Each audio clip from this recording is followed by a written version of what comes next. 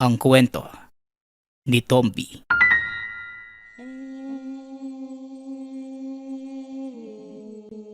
Ang kwentong ito ay hango sa totoong buhay.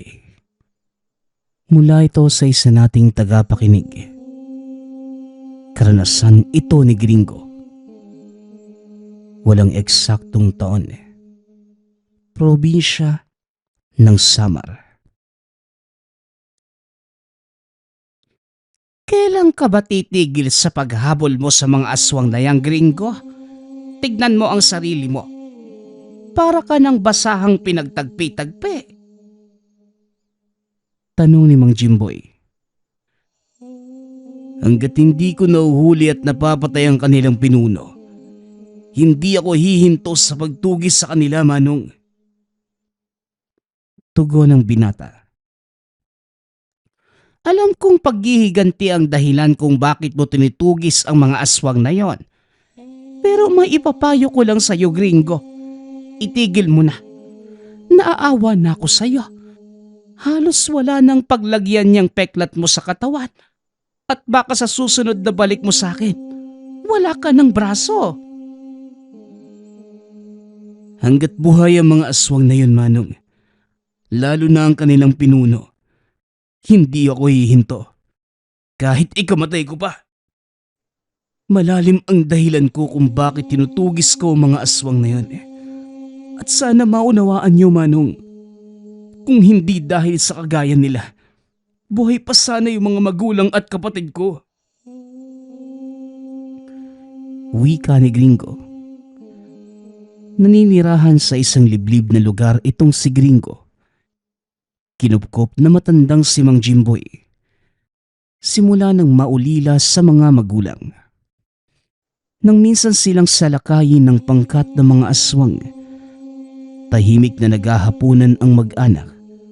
Nang bigla na lamang bumukas ang pinto ng kubo, nagsipagpasukan ang mga nilalang. Walang awang nilapa ng mga ito ang ina at mga kapatid. Nagawa siyang itago ng ama, kaya naman nakaligtas ang binata. Nakatakbo ang dalawa palayo sa lugar. Ngunit sa kasamaang palad, naabutan din ng aswang at napatay naman ang kanyang ama. Gumuho ang mundo ni Gringo nang makita kung paanong patayin ng mga aswang ang buong pamilya.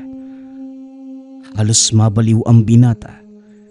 Hindi nito matanggap na mag-isa na lamang siya sa mundo. Ngunit hindi nagpadaig si Gringo. Matapos ang ilang araw na pagluluksa, sinikap ng binatang tumayo. Ginamit ni Gringo ang nararamdamang galit para magpalakas. Sinubukan itong hanapin ang mga aswang na pumatay sa pamilya. Ngunit bigo ang binata. Hanggang sa nakilala nito ang isang matandang albularyo mula sa kabilang isla. Dito nagsimulang magbago ang buhay ni Gringo. Tinuruan siya ng matanda ng lahat ng pamamaraan sa panggagamot, pisikal man o espiritual. Kalaunay naging mahusay ito at ginamit ang kaalaman upang tumulong sa mga tao. Dahil din sa piniling larangan, hindi lang tao ang nakabangga ng binata, kundi maging mga elemento, kagaya ng aswang at mga engkantong nanggagambala sa mga tao. Ito din ang naging daan para malaman ang pinagmulang angka ng mga aswang na pumatay sa mga magulang. Ito ay nang minsang may humingi sa kanya ng tulong. Gringo, may mga taong naghahanap sa'yo sa labas. Importante daw. Wika ni Mang Jimboy. Na mga sandaling yun nagpapahinga ang binata. Kakatapos lamang sa isang pasyenteng sinaliban ng engkanto. Papasukin niyo na lang po sila, Manong. Ako na po ang bahala sa kanila. Mukhang hindi mapagkakatiwalaan, Gringo. Sigurado ka bang gusto mo silang harapin? Kung talagang kailangan nila ng tulong, Bakit hindi ko sila harapin? Oh sige, sandali lang. Papapasukin ko. Pinapasok na matanda ang dalawang kalalakihan. Kagaya ng sinabi nito, mukhang ngang hindi mapagkakatiwalaan ang itsura ng mga ito. Magandang hapon po mga Ginoo. Ano pong may paglilingkod ko sa inyo? Tanong ni Gringo. Nagkatinginan ang mga ito. Nag-aalangan nang makita ang binata. Ikaw ba yung sinasabi nilang manggagamot? Ang akala ko kasing edad ko lang o mas matanda pa. Mukhang nagsasayang lang ako ng oras dito, Dante. Tara na, umalis na tayo dito. Wika ng lalaki. Tahimik na pinagmasdan ni Gringo ang mga bisita. Sandali lang, Manong. Gringo, pasensya ka na. Teka lang at kakausapin ko yung nakakatanda kong kapatid. Tugon ni Dante habang pinipigilan sa pag-alis ang lalaki. Mukhang hindi maganda ang unang impresyon ng taong yun sa'yo Ano ba ang sinabi? Masyadong maliit yung tingin sa akin ng panauhin yon, Manong. Ang buong akala niya, kasing edad niya lang o mas matanda sa kanya. Ano bang inaasahan niya sa isang albularyo? May mahabang balbas? May nakataling panyo sa noo? Tugon ni Gringo. Samantalang ang dalawang panauhin naman, patuloy pa ding nag-uusap sa labas. Manong, sigurado po kung si Gringo, yung kilalang manggagamot sa lugar na to. Hindi po ko pwedeng magkamali. Mga taga rito na mismo yung nagturo sa kanya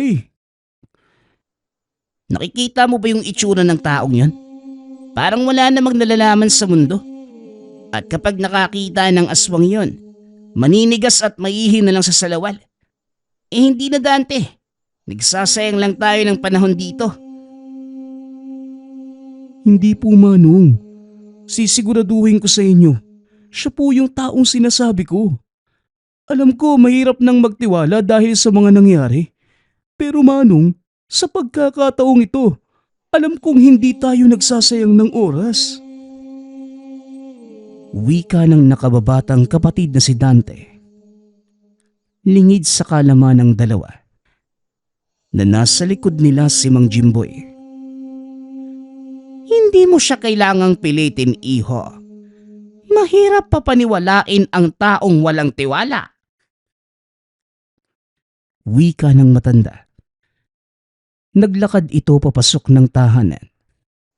Ngunit napahinto nang magsalita si Sebio.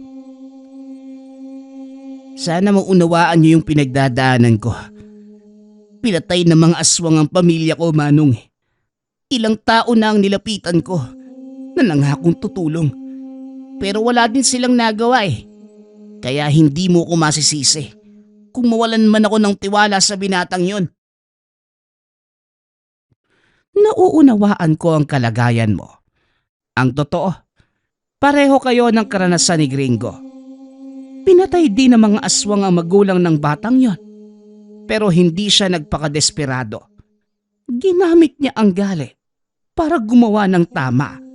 At hayan siya ngayon, isang binatang manggagamot. Manggagamot?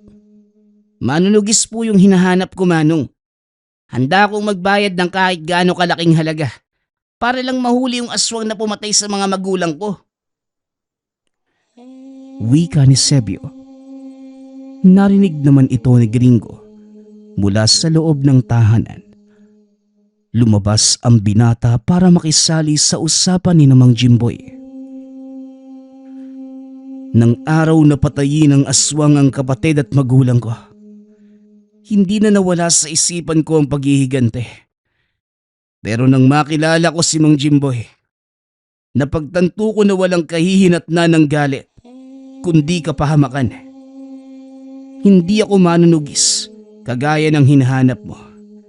Pero may papangako ko sa iyong may sapat akong lakas at kaalaman para tumugis ng aswang. Matapos itong sabihin ng binata, unti-unting nabuo ang tiwala ni Sebio. Isinalaysay nito ang totoong nangyari sa pamilya. Ayon sa lalaki, kasalukuyan itong nasa destino nang mangyari ang pananalakay. Naglilingkod bilang calf goose sa kanilang bayan si Sebio, kaya naman madalas itong wala sa tahanan. Naiwan nito ang mag-ina. Malaki ang tiwala ni Sebio. Matao naman ang baryo. Marami silang kamag-anak. Ngunit maging ang mga tao sa kanilang baryo, walang kaalam-alam na iniisa-isa na palang kainin ng mga aswang ang walang kalaban-labang pamilya ni Sebio. Base sa salaysay mo, may hinala kung iisang angka ng mga aswang lang ang pumatay sa pamilya natin. Alam kong bilang kafgo, may sapat kang kakayanan sa pakikipaglaban. Ako nang bahala sa depensa at pangontra mo. Bumalik ka dito. Biyernes ng hapon. Nang sa ganon maiabot ko sa iyo ang binasbasang gamit. Wika ni Gringo. Matapos ang pag-uusap, pansamantalang nagpaalam si Sebio at Dante. Kinausap naman ito ni Mang Jimboy. Sigurado ka ba sa gusto mong gawing Gringo? Mahirap kalabanin ang mga aswa. Matagal na panahon kong inantay ang pagkakataong matugis ang mga aswang na pumatay kina nanay. Hindi ko na palalampasin to, Manong. Lalo pa ngayong may sapat na akong kaalaman tungkol sa kanila. At sayang lang din ang mga itinuro nyo sa akin kung hindi ko gagamitin sa tama. Ikaw ang bahala. Pero kagaya ng sinabi ko, hindi kita hahadlangan sa anumang nais mong gawin. O siya, ihanda mo na ang gagamiting sangkap sa paggawa ng pangontra ni Sebio at tutulungan kita. Wika ni Mang Jimboy. Buong gabi nilang ginawa ang mga pangontra. Mula sa libong bao ng niyog at mga espesyal na sangkap. Kinabukasan ay binasbasan ito ng matanda gamit ang kaalaman sa lihim na karunungan ng Diyos. Hindi ko na kailangang ipaalala sa iyo ang mga bagay na hindi dapat gawin. Alam kong alam mo ang limitasyon ng kakayanan mo, Gringo. Ipapayo ko lang na huwag magpapadala sa galit at bugso ng damdamin. Palaging pairalin ang isipan. Hindi birong kalaban ang mga aswang. Lalo pat umaatake sila bilang pangkat. Siguradong may isang namumuno sa kanila. At siya ang punteriya ko, Manong. Alam kong sa oras na matalo ko ang pinuno, kusang aatras ang mga alagad nito. Wika ni Gringo. 2 araw ang nakalipas. Bumalik si Sebio at sa pagkakataong yun, may mga dala itong sandata. Dinala ko yung baril ko. Magagamit natin to sa pakikipaglaban. Maniwala ka sa akin. Sagaba lang yan sa lakad natin. Hindi tinatabla ng bala ang mga aswang. Tanging binasbasang sandata lang ang makakapatay sa kanila. Heto, gamitin mo yung itak na ito. Wika ni Gringo. Sabay hagis ng itak kay Sebio. Itak? Sa tingin mo, ganun ako kabilis? Pasensya na. Pero mas may tiwala naman ako sa dala kong baril. Ikaw ang bahala. Basta wag mong ihiwalay sa katawan niyang sandatang binigay ko sa'yo. Isuot mo din yung pangontrang to. Nang sa ganun, hindi ka tabla ng kanilang tegalpo. Tegalpo? Ano naman yun? Napagtanto ng binatang wala itong kaalamalam sa kanilang susuunging laban. Ang tegalpo, isang uri ng dasal na ibinabato ng mga aswang para hindi makakilos ang kanilang bibiktimahin. Sa oras na tamaan ka nito, napaparalisa ang katawan mo hindi ka makakagalaw at maging ang kakayanan mong magsalita, mawawala. Pagpapaliwanag ng binata. Isinuot naman ni Sebio ang pangontra. Nagulat ito nang bigla siyang buhusan ng langis ni Mang Jimboy. Magsasalita pa sana si Sebio, ngunit hindi na niya ito naituloy dahil pinaliwanagan siya ng matanda. Ang langis na yan, may taglay na dasal. Sa oras na hawakan ka ng mga aswang, mapapaso sila at hindi ka nila mahuhuli. Salamat po, Manong. Gringo, handa na ako. At may impormasyon din na nakarating sa akin tungkol sa kinaroroonan ng mga aswang. Kailangan nating magbadali bago pa man sila makaalis.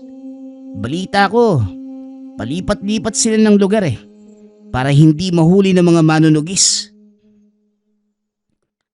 Saan mo naman nakuha ang impormasyon na yan?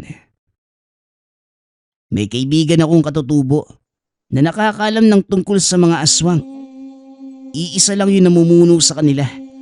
At sa oras na matalo mo ito, kusang aatras yung kanya mga alagad.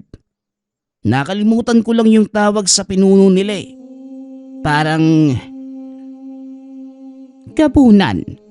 Yon ang tawag sa kanilang pinuno. Ang pinakamalakas sa kanilang angkan. Hindi na ituloy ni Sebio ang sasabihin dahil nadugtungan na ito ni Mang Jimboy.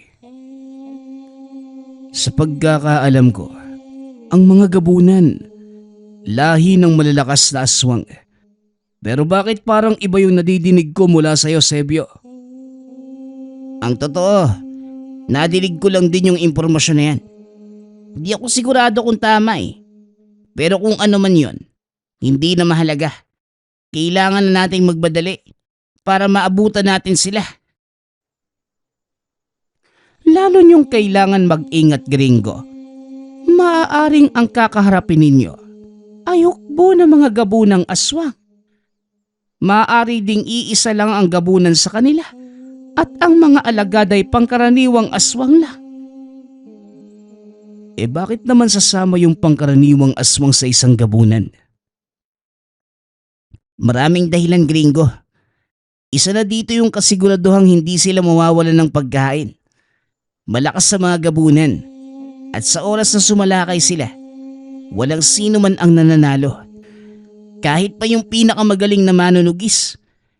May ilang nagagawa silang talunin. Pero sa panahong to, duda ko kung meron pa na mga taong kagaya ng mga manggaaw noon. Ang mga manggaaw, pangkat na mga taong nagsanay sa pakikipaglaban sa mga gabunan. Iginugol nila ang buhay upang malaman ang sikreto ng mga kalaban. Iilan lamang ang nakakarating sa antas na ito. Dahil hindi biro ang pagdadaan ng pagsasanay. Sa bawat 10 sumusubok, maswerte nang may isang makapasa. Ito din ang dahilan kung bakit unti-unti nang nawala ang kaalaman ng mga manggaaw. Hanggang sa nabaon na ito ng tuluyan sa limot. Ang mga manggaaw, maaaring ihalin tulad sa mga ermitanyo. Yun nga lang ang kanilang kaalaman. Purong pangkumbate pisikal. Samantalang ang mga ermitanyo naman, sa mga pamamaraang may kaugnayan sa kalikasan. Parang sinasabi mo, Manong, na wala kaming pag-asang manalo sa mga aswang na yun Kung lakas at liksi lamang ang pag-uusapan, wala kayong panama. Pero kung kaalaman sa Tegalpo at Dasal, malaki ang lamang nyo.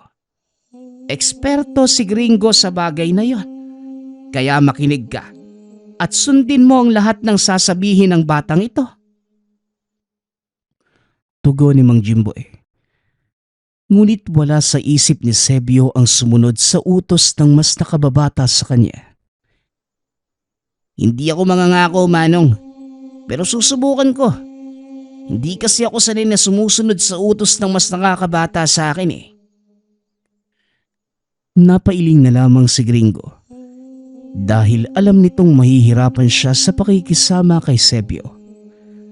Gayunpaman, hindi nito masisisi ang lalaki dahil na din sa mga karanasan. Hayaan mo siyang gawin yung gusto niya, Manong. Basta wag lang siyang harang sa daraanan ko. Tayo na, baka hindi na natin sila maabutan. Wika ni Gringo. Habang naglalakad, nag-iisip ang binata ng mga paraan kung paano matatalo ang kalaban kung sakaling maengkwentro nila ang mga ito. Si Sebio at Dante ang nauuna, habang si Gringo naman nakasunod lamang sa likod, nakikiramdam. Inabot na mahigit 1 oras bago nila marating ang itinurong lokasyon ng kakilala ni Sebio. Nakarating ang mga ito sa isang tagong baryo sa pinakadulo ng bayan. Sebio, sigurado po ba kayo sa impormasyon? Ni minsan, hindi pa nagkamali yung kaibigan kong katutubo. Alam kong nandito lang sila sa lugar. Kaya maging alerto kayo. Mararamdaman naman natin kung malapit na sila dahil dyan sa langis na ibinigay ni Mang Jimboy. Pakiramdaman yung mabuti yung mga botelyang yan. Alam ko yung gagawin, kaya wag mo nga ako utusan.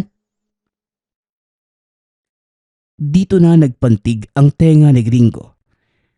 Pinili na lamang nitong manahimik kesa sila ang magkagulo. Patuloy na naglakad ang grupo papasok ng baryo nang biglang huminto si Sebio. Sandali lang. Parang may kumilos sa bandang yun Wika ni Sebio habang nakaturo sa isang direksyon. Hinawakan naman ng binata ang lanahan. Nakita nitong hindi kumulo ang langis ngunit umaapaw ito. Maganda kayo. Mukhang nandito na sila. Wika ng binata. Binunot nito ang itak. Iniikot ang tingin sa paligid. Laking gulat ni Gringo nang biglang natumba sa kinatatayuan si Dante. Dante! Hoy Dante! Anong nangyari sa'yo? Tanong ni Sebio. Gulit hindi nagsasalita ang kapatid. Pilit nitong iginagalaw ang kamay na may itinuturo. Mabilis na nilingon ni Gringo ang direksyon. Laking gulat nito nang makita ang isang lalaking nakatayo sa itaas ng puno. Naaninag ng binata ang mukha nito dahil sa liwanag ng buwan. Nakangiti ito ng nakakaloko habang nakaturo ang daliri kay Dante at Sebio. Walang hiya ka. Anong ginawa mo sa kasama ko? Hindi ba? Kayo ang dapat kong tanungin ng ganyan. Anong ginagawa niyo sa teritoryo ko? Tugon ng lalaki. Buwaba ito at naglakad palapit kay Gringo.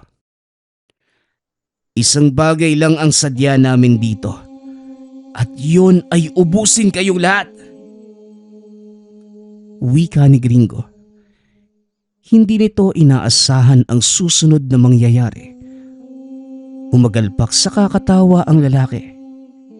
Inaya siyang maupo upang makipag-usap. Nang mga sandaling yun, kapwa hindi makagalaw sina Sebio at Dante. Patayin ako. Uubusin niyo kami. Teka, may nakikita ka bang ibang kagaya ko dito? Bakit hindi ka muna kumalma? Pag-usapan natin ng mga bagay-bagay. Tinignan ni Gringo sina Sebio at Dante. Alam nitong may mali sa mga nangyayari. Dahil wala naman siyang nararamdamang ibang presensya maliban sa lalaking yun. Nasaan ang mga kasamahan mo? Hindi ba isang kawan kayong nakatira sa baryong to? Isang kawan. Ngayon, sigurado na akong malaking pagkakamali ang pagpunta nyo dito. Sa nakikita mo, mukha bang may kasama ako? At kung meron man sa tingin mo, ano kaya ang mangyayari sa dalawa mong kasama? Wika ng lalaki. Napagtanto ni Gringo na tama ang sinabi nito. Naupo ang binata, kagaya ng hiling ng lalaki. Napangiti naman ito sabay kalas ng tigalpong inilagay sa dalawang kasama ni Gringo. Huwag kang magtiwala sa mga aswang na yan. Nililin lang ka lang yan. Sigaw ni Sebio. Biglang nawala sa harapan ni Gringo ang lalaki. Napunta ito sa likod ni Dante. Nililin lang. Mukhang ikaw yata ang nalinlang. Ang mabuti pa, samahan mo kaming maupo nang mapag-usapan natin ang nangyayaring ito.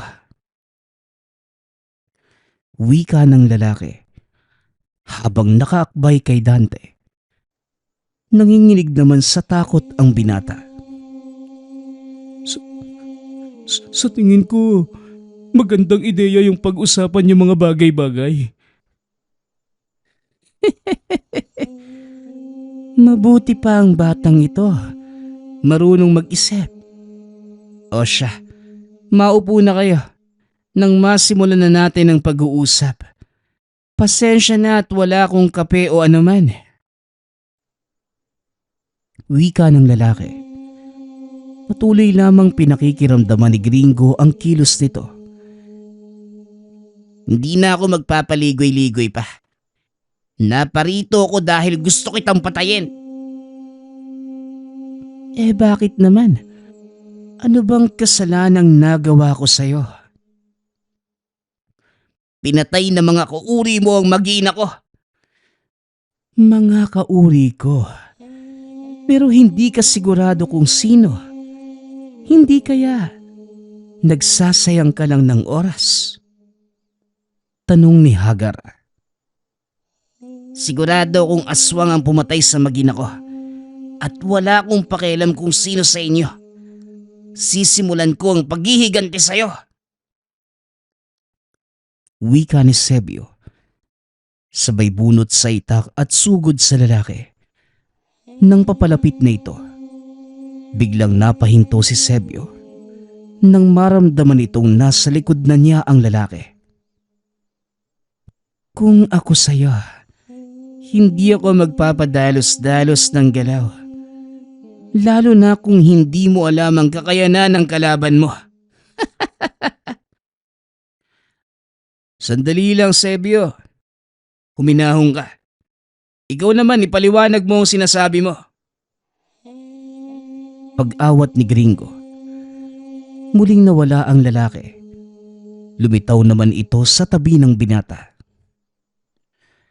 Bago ang lahat, gusto ko munang magpakilala. Ang pangalan ko ay Hagar. Tama ang hinala niyo na isa nga akong aswang. At hindi lang ako ang aswang sa mundong ito. May mga nagkalat sa paligid. Ang ilan pumapatay ng tao, habang yung iba naman tumutulong. Ngunit karamihan sa amin, pagkain lang ang tingin sa inyo. At alin ka naman sa mga nabanggit mo? Depende sa kung ano ang tingin niyo sa akin. Pwede niyo akong maging kalaban. Pwede ding maging kakampi. Sinasabi mo ba sa akin na wala kang kinalaman sa pagkamatay ng mag-iina ko? Kung hindi ko sila nakaharap sa isang labanan, hindi ako ang pumatay sa kanila. Hindi ako pumapatay para kumain. Pumapatay ako para ipagtanggol ang sarili ko. Isa pa ang mga kagaya ko. Hindi pumapatay ng tao para kainin. Wika ni Hagar habang hinangat-ngat ang kuko. Nilapitan ni Dante si Sebio at bumulong. Para namang totoo yung sinasabi niya, Manong. Tignan mo, mukhang ewan. Yan ba yung tipo ng aswang na papatay ng tao? Huwag ka magpapadala sa ipinapakita niya, Dante. Nakita mo kung paano siyang kumilos, di ba? Kung ganun, anong ginagawa mo sa lugar na to? Hindi ka ituturo ng kaibigang katutubo ni Sebio nang walang dahilan. Kagaya nga ng sinabi ko, isang malaking pagkakamali ang pagkikitang ito. Ngayon kung balak niyo pa din akong patayin, edi subukan niyo. Pero hindi ko maipapangakong magtatagumpay kayo. Isang bagay lang ang gusto kong malaman mula sa'yo. Kalaban ka ba o kakampi? Tanong ni Gringo. Tumayo si Hagar at naglakad palayo. Kagaya ng sinabi ko, nakadepende kung ano ang tingin niyo sa akin. Siya nga pala, gusto kita bata. Kakaiba ang pagkatao mo. Asahan mong magkikita pa tayo. Matapos ay naglaho na ito sa dilim. Bakit mo naman siya pinatakas, Gringo? Pagkakataon naging bato pa. Kung alam ko lang na wala ka din palang pakinabang, sana hindi na ako nagsayang ng oras na humingi ng tulong mula sa'yo. Walang pumilit sa'yo para gawin yan. At kung gusto mong patayin si Hagar, wala ding pumipigil sa'yo. Wika ng binata sabay lakad palayo. Naiwan sila Dante at Sebio sa lugar.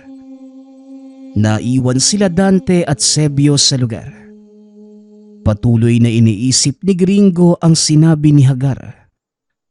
Pagkarating sa tahanan, kagad itong tinanong ni Mang Jimboy.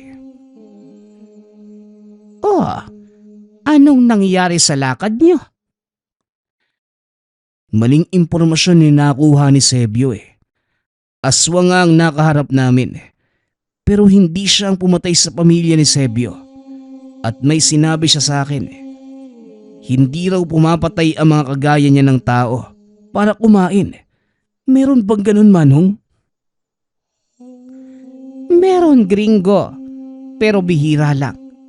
Sila ang mga uri ng aswang na nalampasan ng pagkahayok sa laman ng tao at natutunang kunin ang kanilang lakas sa kalikasan.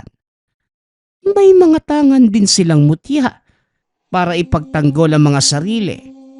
Ngunit gayunpaman, aswang pa din sila. May taglay na kakaibang lakas at liksi. O siya, mukhang napagod ka sa paglalakad pa uwi. Ay teka, ano nga pala yung nangyari kina Sebio? Iniwan ko na sa baryong yun. Mukhang desidido silang tugisin yung aswang na nakausap namin. Hindi ko naman sila mapigilan kaya iniwan ko na. Wika ni Gringo.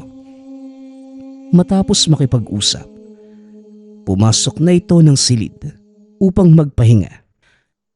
Ngunit ilang minuto pa lamang matapos humiga, nakarinig ito ng boses. Maganda ka. May mga aswang na nakasunod sa'yo. Biglang napabangon ang binata. Ngunit nang sindihan ito ang lampara, wala naman ibang tao sa paligid. Ay nako, pati ba naman sa panaginip, nadidinig ko pa din yung boses ng Hagar na yon. Ay nako, makatulog na nga lang. Wika ng binata sa sarili. Akmang hihiga na sana ito nang biglang kumalampag ang bubungan. Sunod-sunod na alulong ng aso ang nadinig ng binata. Kaya naman mabilis nitong kinuha ang gamit at sinuot. Paglabas nito sa sala, nakita niya si Mang Jimboy na nakatayo habang nakatingala sa bubong. Manong, ano po ba yung ingay na yun? Shh! Huwag kang maingay. May tao. Aswang pala sa bubong. Wika ni Mang Jimboy Marahang kumilos ang binata para lumabas ng tahanan. Nakasunod sa kanya si Mang Jimboy na may bitbit na isang garapong asin. Inikot ni Gringo ang paligid, ngunit wala itong nakitang anumang kahina-hinala. Maya-maya pa, naramdaman ng binatang kumulo ang lana. Nakita nito ang isang figura ng malaking baboy sa bubunga ng tahanan. Natulala si Gringo. Hindi nito lubos maisip kung paanong napunta ang isang baboy sa taas ng bubong. Nang walang ano-ano, may biglang tumulak sa binata. Dahilan para mapadapa ito. At nang mag-angat ng tingin, isang malaibong nilalang ang kamuntikang dumagit sa kanya. Lalo pang nagulat si Gringo na makitang nakatayo si Hagar sa kanyang tabi. Hindi ba't sinabi ko sa iyong magkikita pa tayo? Diyan ka lang at manood. Di ba naghahanap kayo ng mga aswang? Pues, nandito na sila. Nasundan ka kanina habang pauwi. Pasensya na pero hindi nakaligtas ang dalawa mong kasama. Napatay sila ng mga aswang. Wika ni Hagar. Nagulat si Gringo sa sinabi nito. Napansin din ng binatang may sugat sa kanang braso ang aswang. Talagang hindi sila nakinig. Pero teka, anong nangyari dyan sa braso mo? Huwag mo na itong alalahanin. Maya-maya lang maghihilom na ang sugat ko. Maghanap ka ng ligtas na lugar kung ayaw mong pagpiestahan ng mga aswang. Tugon ni Hagar. Napasilip sa pinto si Mang Jimboy. Nakita ang nilalang na nakatayo sa tabi ni Gringo. Maya-maya pa, nagsipaglabasan na ang mga kalaban. Sinugod na mga ito sina Gringo. Sinalubong naman ni Hagar ang mga ito. At sa pamamagitan ng isang kamay, nagawa niyang patalsikin sa malayo ang papasugod na aswang. Hindi alam ni Mang Jimboy ang gagawin ng mga oras na yun. Kaya naman nanatili na lamang ito sa loob ng tahanan. Pinagmasdan kung paanong makipaglaban ang nilalang nakasama ni Gringo. Maya-maya pa, tumahimik ang paligid. Nagpasya ang matandang lumabas ng tahanan. Nang palapit na ito sa dalawa, biglang tumalon pa itaas si Hagar. Napatingala si Gringo at nakita nito ang isang nilalang na nakaambang dagitin si Mang Jimboy. Sinuntok ito ni Hagar, dahilan para sumadsad sa lupa ang malahiganteng ibon. Nagpalit ito ng anyo. Naging aso matapos tumakbo papasok sa kagubatan. Mahabaging langit, anong nangyayari dito? Aswang ang kalaban ninyo, Gringo. At sino naman tong kasama mo? Oo, Manong. Mga aswang sila. At ito nga pala si Hagar. Siya yung aswang na nakausap namin ni Sebio. Pero sa kasamaang palad, nang pauwi na ako, sinalakay sila ng mga aswang at hindi nakaligtas. Sinundan din ako ng mga nilalang na yan. Nilagay mo lang sa panganib ang buhay mo, binata. Simula nang makipag-usap kayo sa akin, minarkahan kayo ng mga aswang at hindi na maaalis yun at siguradong babalik at babalik sila para patayin ka. At sa anong dahilan naman? Nalaman na nila ang intensyon mo. At hindi hahayaan ng mga aswang na yon na malagay sila sa alanganin. Kaya uunahan ka nila. Kung ganun, mukhang wala nang paraan para iwasan ito. Tama ka. Alam kong mangyayari ang ganito. Nakokonsensya ako. Dahil kung hindi ko kayo nakaharap, hindi sana mangyayari ang ganito. Kaya kita sinundan. Isa pa kagaya ng sinabi ko sa'yo kanina. Gusto ko ang ugali mo. Merong kakaiba sa'yo na hindi ko maipaliwanag.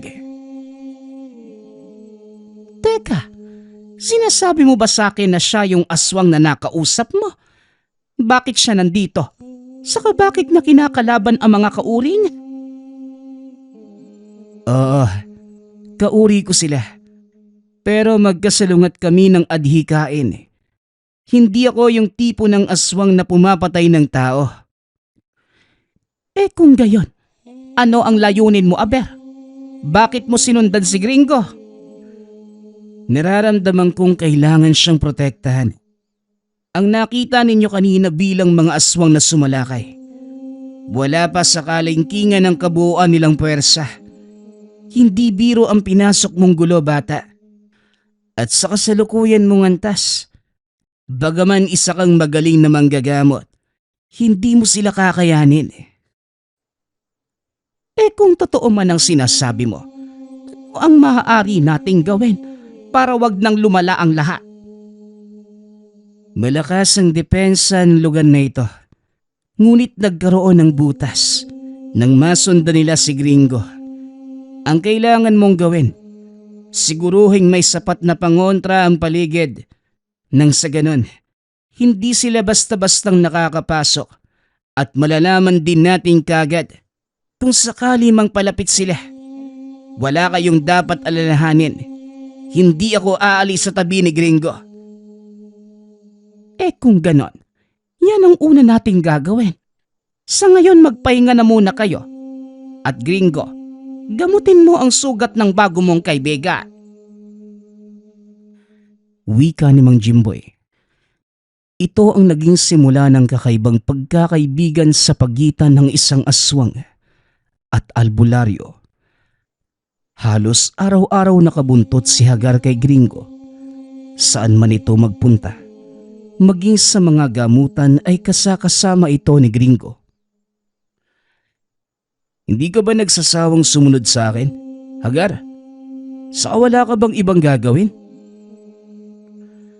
Tanong ni Gringo habang naglalakad ang mga ito papunta sa bahay ng isang pasyente.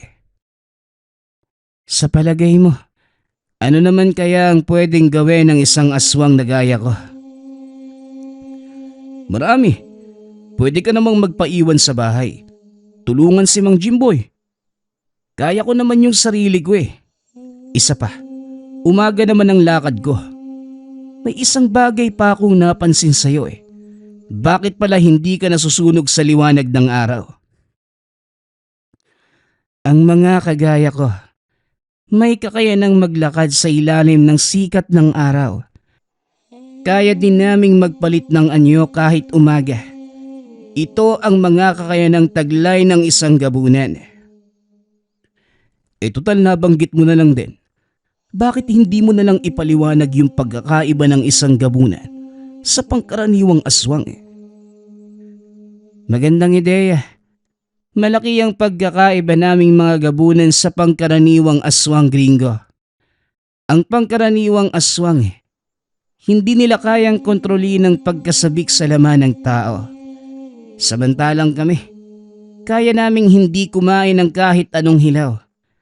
Kaya din naming itago ang aming totoong pagkatao at ilabas ito sa oras na kakailanganin lang.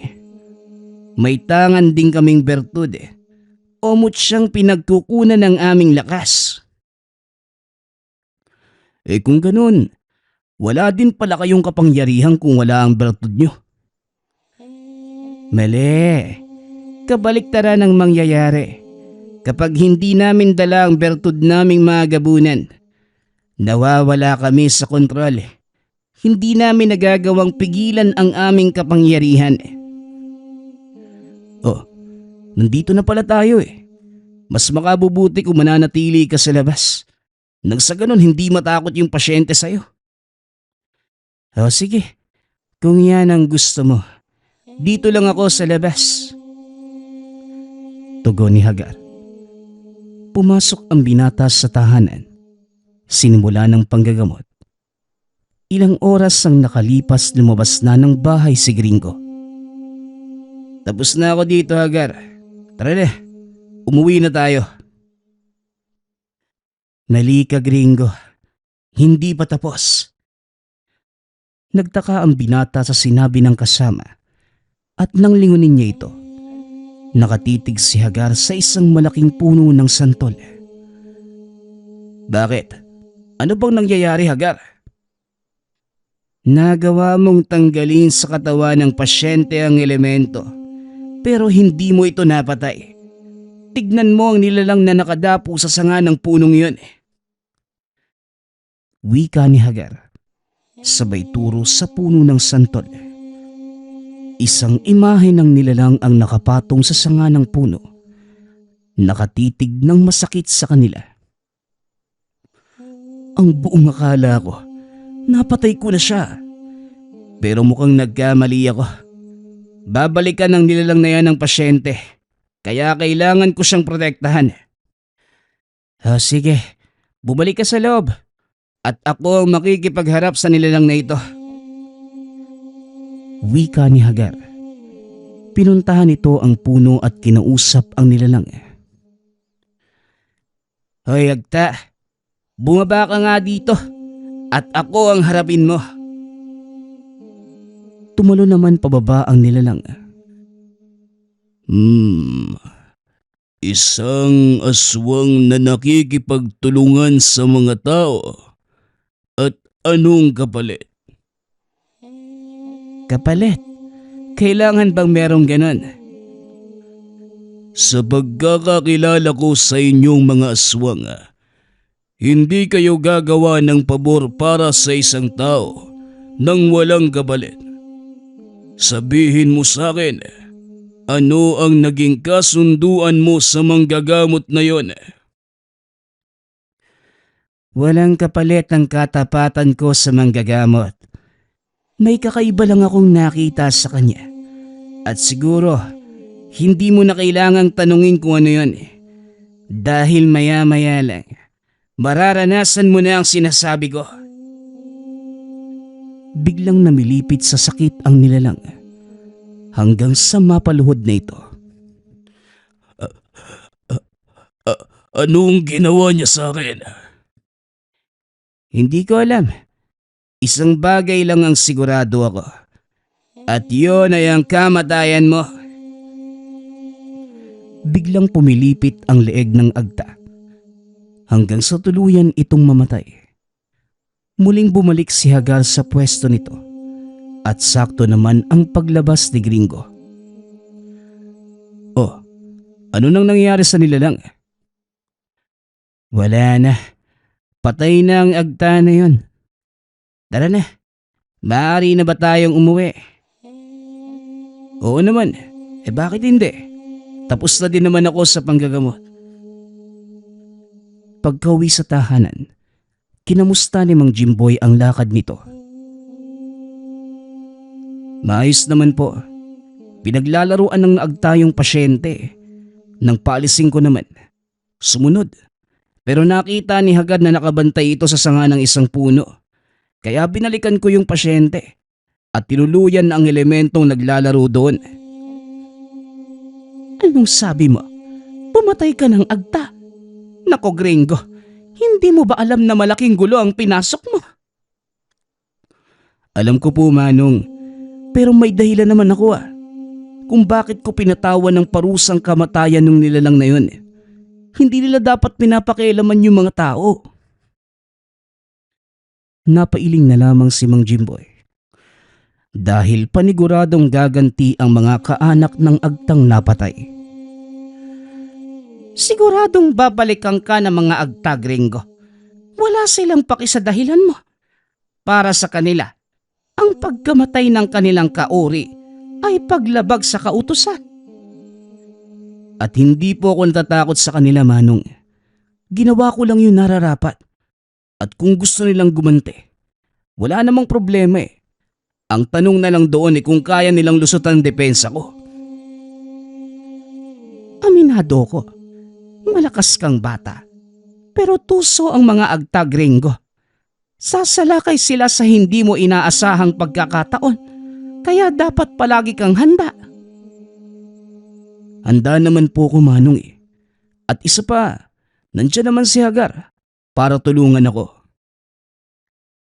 Maya-maya pa, habang naghahaponan, nang mapatingin sa bintana si Mang Jimboy, natanaw nito si Hagar na nakaupo sa sanga ng puno habang nakatitig sa bilog na buwan.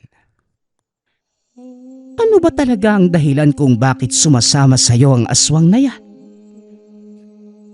Di ko nga din po maintindihan, Manong eh. Pero nawala naman siyang ginagawang masama. Kaya hinahayaan ko lang. Malaking tulong din siya sa mga gamutan ko. Dahil sa tuwing mararamdaman ng mga elemento ang presensya ni Hagar, kagad silang kumakalas sa katawan ng pasyente. May malalim na dahilan kung bakit siya sumama sa'yo. Hindi mo pa nga lang ito natutuklasan. Pero nararamdaman kong malapit na gringo. O siya, ikaw na ang magligpit ng kinainan natin. Lumipas pa ang ilang araw. Naging maayos naman ang lahat. Taliwas sa sinabi ni Mang Jimboy na babalikan si gringo ng mga agta. Ni isa sa mga ito ay walang nagpakita. Ngunit isang gabi, habang naglalakad pauwi ang dalawa, nakasalubong ng mga ito ang dalawang kalalakihang may pasang sako. Medyo madilim sa lugar at tanging dalang sulo lamang ang nagsisilbing liwanag. Binati ni Gringo ang mga kalalakihan, ngunit hindi siya pinansin ng mga ito. Mukhang may kakaiba sa dala nilang sako, Gringo. Parang dugo ng tao ang naaamoy ko. Nilingon ni Gringo ang mga ito. Pinigilan sa paglalakad. Sandali lang. Maaari ko bang malaman kung ano ang laman ng sako? Tanong ng binata. Huminto naman sa paglalakad ng dalawa. Nilingon ang binata. Wala naman. Mga karning baka na dadalhin namin sa bayan. Bakit may problema ba? Naaamoy ng kasama kong dugo ng tao sa dala nyo eh. Kaya umamin na kayo. Ano ang laman ng sakong yan? Kung ako sa'yo, huwag ka nang manghimasok sa kung anong ginagawa namin. Kung ayaw mong madamay. Wika ng lalaki. Inilapag nito ang dalang sako. Naglakad palapit kay Gringo. Humarang naman sa daraanan si Hagar. Hanggang diyan ka na lang kung ayaw mong samain. Nanlaki ang mga mata ng lalaki nang maramdaman nito ang presensya ni Hagar. Isang gabunan. Ang mabuti pa, umalis na tayo dito. Hindi natin kakayanin ang isang yan. Dalawa tayo. Mag-isa lang siya. Kahit gamunan ng aswang na yan, wala pa din siyang panama sa atin. Huwag kang masyadong magpapaniwala sa mga sabi-sabi. Hindi totoo ang tungkol sa mga gabunan. At mahina lang sila kapag malayo sa kanilang kawan. Kawawa naman kayo. Mga biktima ng maling akala. Ang mga kagaya ko, hindi umaasa sa kawan. Kami ay nabubuhay kahit mag-isa at yan ang papatunayan ko sa inyo ngayon. Nagbagong anyo si Hagar. Nagulat si Gringo. Dahil ito ang unang pagkakataong makikita niyang magpalit ng anyo ang alagang gabunan.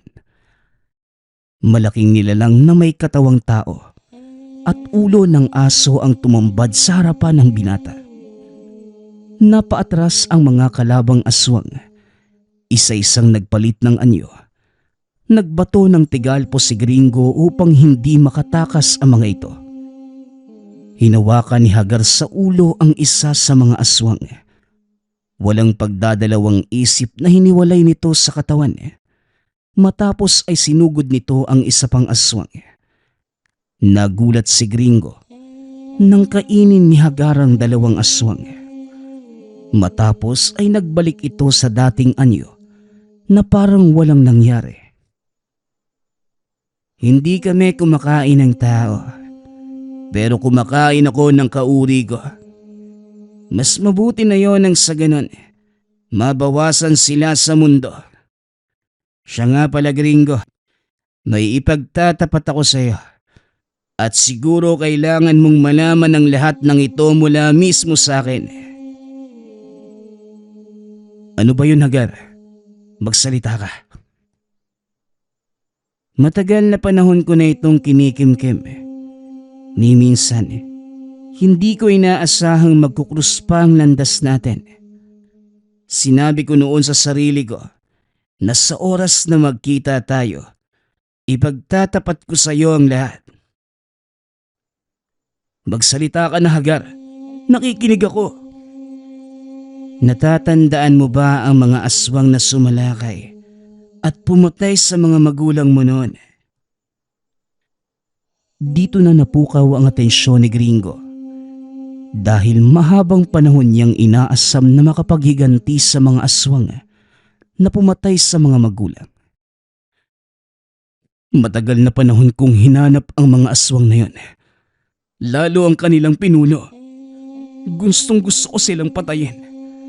Pero simula nang mamulat ako sa katotohanan na walang maidudulot na kabutihan ng paghihiganti, kinalimutan ko na ang lahat. Bakit mo naman nabanggit ang tungkol dyan?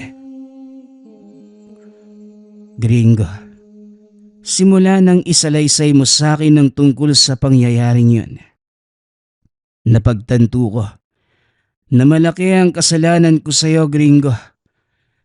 Sana mapatawad mo ako sa maririnig mo. Ako ang pinuno ng mga aswang na sumalakay at pumatay sa pamilya mo.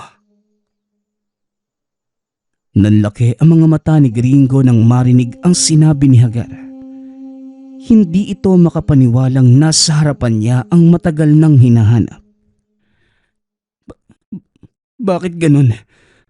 Ngayong nasa harapan na kita, bakit wala akong magawa? Bakit hindi kita kayang patayin? Dati gustong gusto kong dukutin ang puso mo at pigain sa harapan mo. Pero ngayon, hindi ko maintindihan. Bakit hindi kita kayang saktan, Hagar? Kakaiba ang taglay mong kabutihang, Gringo. Ni minsan wala akong nakitang bahid ng kasamaan mula sa pagkatao mo. Kaya ito ang nagtulak sa akin na paglingkuran ka. At bilang kabayaran na din sa nagawa kong kapabayaan. Ikaw ang pinuno ng mga aswang na pumatay sa pamilya ko. Nasaan ka na mga sandaling nanalakay sila sa baryo namin? Nasa kalagitnaan ng digmaan ng aming angkan ng mga sandaling yan. At bilang pinuno, hindi ko maaaring iwanan ang aking kawan. Hindi ko na nagawang bantayan pa ang kilos ng mga kasamahan ko. At ito ang naging resulta ng kapabayaan ng isang pinuno. Matagal na nanahimik si Gringo. Pinag-iisipan nitong mabuti ang mga sinabi ni Hagar. Hanggang sa muli itong nagsalita. Kung tutuusin, hindi mo pananagutan yung nangyari sa mga magulang ko, Hagar. Wala ka namang kaalam-alam sa ginawa ng mga tauhan mo Kaya hindi kita masisisi. At kagaya ng sinabi ko sa'yo, matagal ko nang nakalimutan ang galit na yon. Kaya tara na, umuwi na tayo. Uwi ka ni Gringo. Nakuha nitong ibigay ang kapatawaran kay Hagar. At kakaibang gaan ng kalooban ang naramdaman ng binata. Tila nadurog ang malaking batong nakadagan sa kanyang likuran. Dito napatunayan ng binata ang sinabi ni Mang Jimboy na walang kasing sarap sa pakiramdam ang pagpapatawad at pagtanggap. Ayon pa kay Hagar, humiwalay na ito sa kawan nang malaman ang ginawa ng mga tauhan. Simula noon ay nagkanya-kanya na sila ng landas. Habang ang ilan naman, patuloy na nagpagala-gala sa paligid. Matapos ang kaganapang yun, nanumpa si Hagar na habang buhay na paglilingkuran si Gringo. Itinaya nito ang buhay sa pagtatanggol sa binata, lalo na sa mapanganib na mga gamutan. Sa paglipas ng mga taon, patuloy na nagsama ang dalawa sa mga lakad.